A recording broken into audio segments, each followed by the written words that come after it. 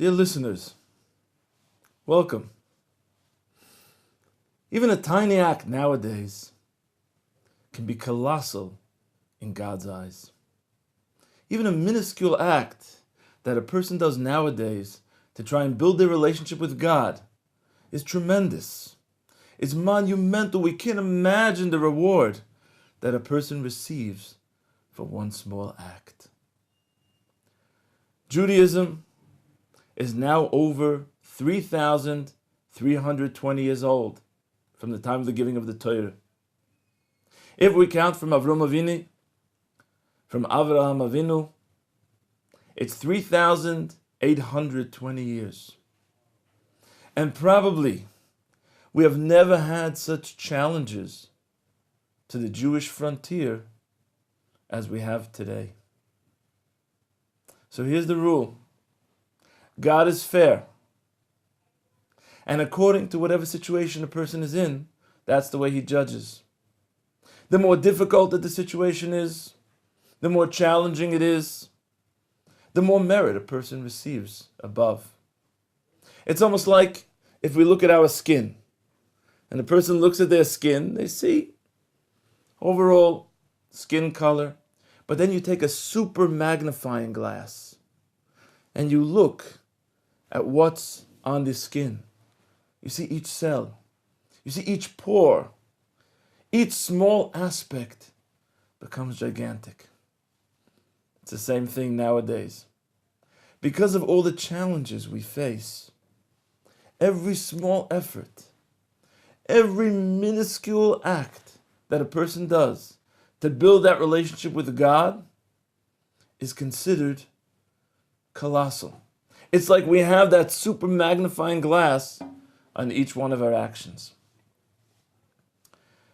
The great Kabbalist, Rabbi Yitzchak Luria of blessed memory, who lived in Tzfas, Israel, about 400 years ago, answered to his main disciple the following. Before I read it to you, I'll just tell you that from what I heard, it came as a response to his disciple's question. Rabbi Chaim Vital of blessed memory asked him, Rabbi, how's it possible that Mashiach is going to come in our times? How's it possible that we'll ever merit the redemption? There were such great leaders before us. There were the prophets in the time of the prophets. There was all the service in the time of the temple. There were the great Talmidei Chachamim. There were the great wise men of the Talmudic era. There was Rashi, the Rambam, the Ramban. And Mashiach didn't come yet. How is it possible that he would come in our generation? And this is what he answered. Ki ein gedulas hanefesh. Because the greatness of the soul, or the greatness of the act, ein tluya, is not dependent, kefi maseh ha'adam, ra kefi azman v'adorahu. It doesn't go according to the actual act that a person does. It goes according to the time and the generation that he lives in. Ki maseh katan ma'oid. Even a very small act, a tiny act, b'dor kazeh, in a generation like this, shokol kama mitzvahs gedolos, is equivalent to numerous great mitzvahs shebedoros acherim that were in previous generations. Amazing. How many years ago did the Arizal say that? Approximately 400 years ago, when he was surrounded by all the great mystics of Tzfas and living in Israel.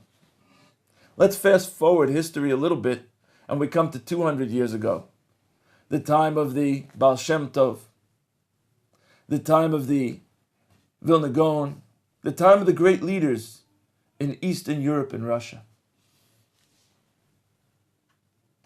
What should we say then about a small act? If we fast forward a little bit more, Eastern Europe, pre-World War II, almost surrounded by cities and shtetlich of Jewish people who were keeping. It was, of course, much easier to do any given mitzvah. Fast forward to America post-World War II. Different world. And what should we say about our day? The instant generation. The age of high-tech iPhones and iPads. What should we say?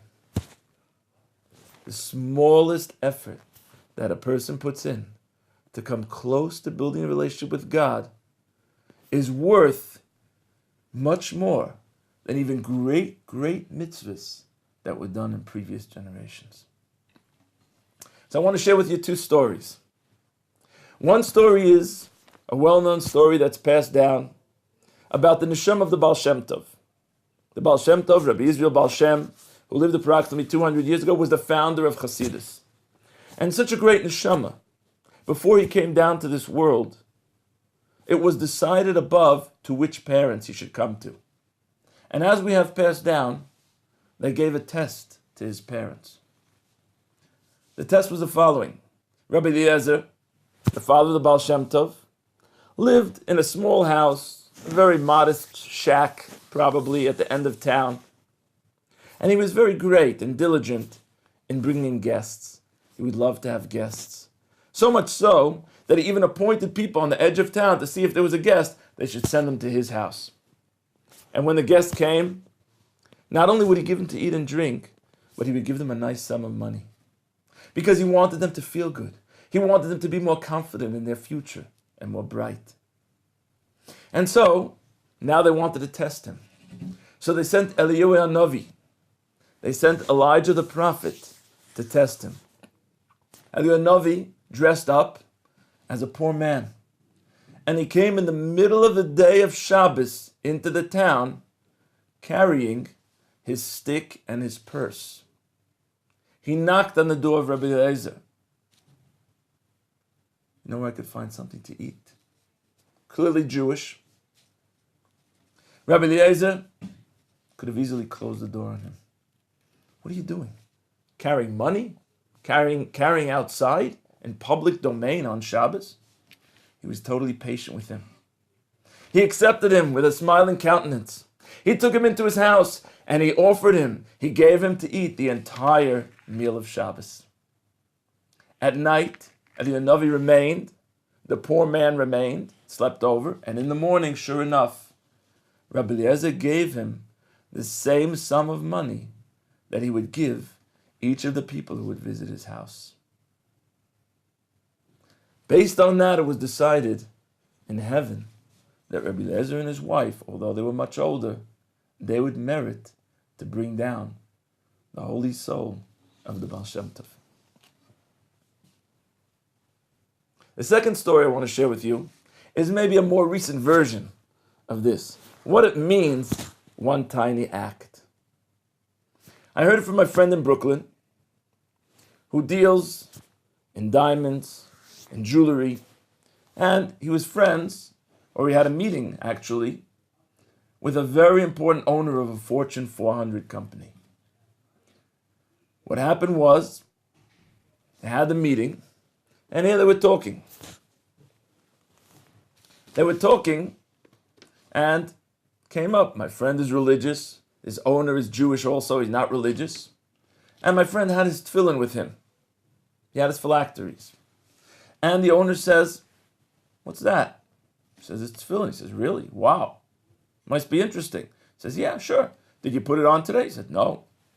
He said, "Well, do you want to put it on?" "Yeah, sure." So my friend got up and donned the tefillin on the owner of the company. When the owner put it on, immediately he started to cry profusely. My friend asked him, "Why are you crying?" And he said, "You should know that from the day of my bar mitzvah, I haven't put on tefillin. On the day of my bar mitzvah, my father wasn't really religious. I came to shul. I had a grandfather with a long white beard who showed up. They put me on tefillin. And after that day, I haven't put on tefillin until this time." My friend saw how much he felt for the tefillin. He said, "You know what? I have another pair. Why don't you keep the tefillin?" He said, "Really?" He said, "Yeah, you can have the tefillin." Okay, great. I met my friend about 2 years later, and he tells me the following story. You remember the owner of that company? You remember? Well, I met him. Yeah. He tells me the following story. He says, you should know that from the day you gave me the tefillin, I haven't missed putting on the tefillin for one day. Really? Yeah. And let me tell you something. A few months ago, I was on a trip to the Far East. It was for a big business deal. And I was traveling on Shabbos. And flying toward the east, the sun was setting quickly. And I realized that I hadn't put on tefillin yet for that day. So I thought for a minute, well, what can I do? Get up and put on tefillin now in this plane? These are all people from the Orient. What are they going to think? So he told my friend. So I put on the tefillin in the bathroom. And when I heard this story, I said to my friend, do we know how much that's worth to Hashem? That here this Jewish person on a plane to the Far East on Shabbos, putting on tefillin in the bathroom. Do we know how much reward that receives in heaven? Let's take out just 1 minute just to think about what we could do as small things which will not really affect our lives but can be tremendously valuable. For one, a person can very easily light the Shabbos candles before sundown on Friday afternoon. Doesn't bother anyone. Doesn't affect really life. You get home before sundown on Friday afternoon, a woman could light the candles. A mitzvah that we have from the Torah is proclaiming Shabbos. You look at your watch Friday evening, you see it's already the time of Shabbos, you say to someone, good Shabbos. It's a mitzvah. You see someone in need, a friend in need, help them out. It doesn't only have to be financially. Give them of your time. Take out, be with them. Share in their difficult times as well as their happy times. That's one of the greatest mitzvahs. A man could very easily don tzitzis. If you have the four-cornered garment, you just buy a four-cornered garment with tzitzis, you put it on underneath your shirt. Doesn't bother anyone. Won't bother your wife. You don't have to wear them at night. A woman, when you go out to buy something, just buy something a little more conservative, not too provocative. And that's a mitzvah. Pray to God. Says the Rambam, Maimonides, the real mitzvah of prayer is once every 24 hours just to speak to God. Ask Him for something. Ask Him in your own words. Ask Him whatever you feel. That's a great mitzvah. And we'll remember, when we do those tiny, seemingly insignificant acts nowadays, we can imagine how they appear above when they're under a super magnifying glass. To the point that if each of us would just do another small act toward building the relationship with God, we then merit to bring down such great souls to this world, such great influences that can bring about Mashiach and the redemption for all of us speedily in our days.